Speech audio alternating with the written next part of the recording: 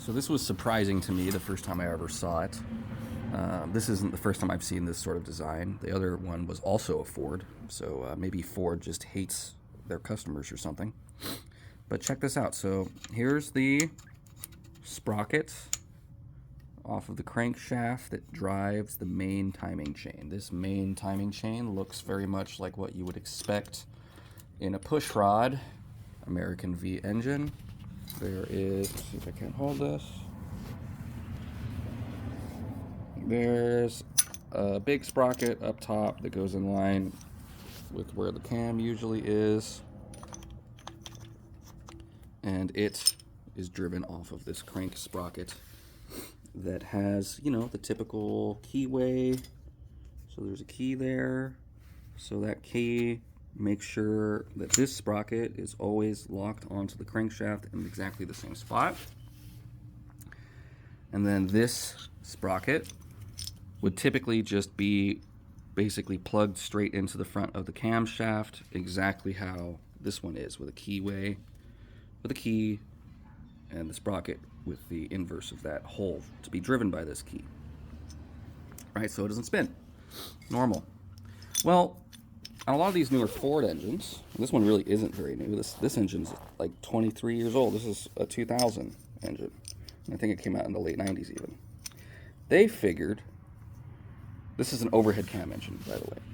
So instead of there being a cam here, instead there is something called a jack shaft. And that jack shaft goes to the very back of the engine where the rear timing chain is. So you have a rear timing chain and a front timing chain.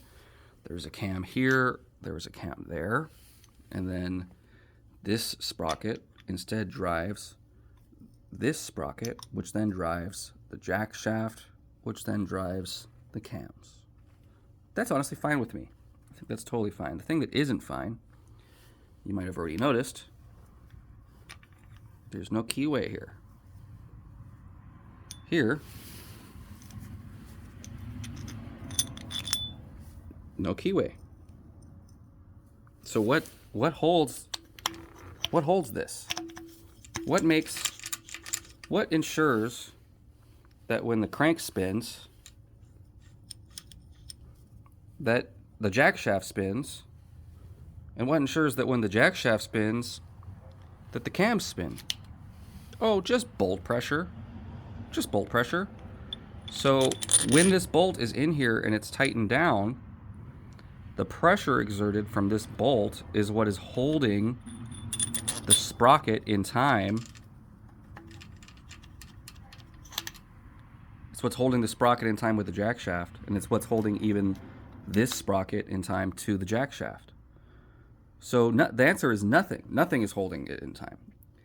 And these engines are plagued with timing issues that they just put it on you. They just go, oh, we'll just do it again. Just put it back together the same way, and then whatever, some number of miles later, it'll lose time again, and then you can fix it again. So this is basically one of those deals where they figured out that they can put something together that will be reliable for some amount of time, but then eventually it won't. Eventually you'll just lose time.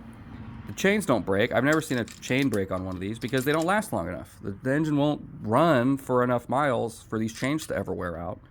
Instead, it'll just lose timing. It'll just slip a little bit. It'll be out of time, and then you'll need to do a timing job, and then you can replace the chains then. Really, it's quite a fucking failure.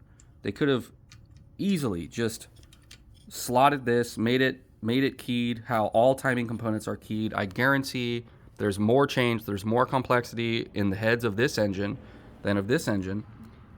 And I also guarantee that there's none of this bullshit going on in that engine. None of that bullshit going on in that engine. All of those cams are fucking keyed. The crankshaft is keyed. Nothing will ever come slipping off.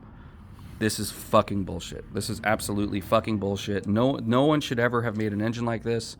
No one should be forced to repair engines like this. This is fucking crazy. Because now I have to put my name on this fucking thing. I have to tell a customer, yeah, I did a good job and it's going to stay together. And it won't. It won't ever stay together properly. It won't. Fucking bullshit.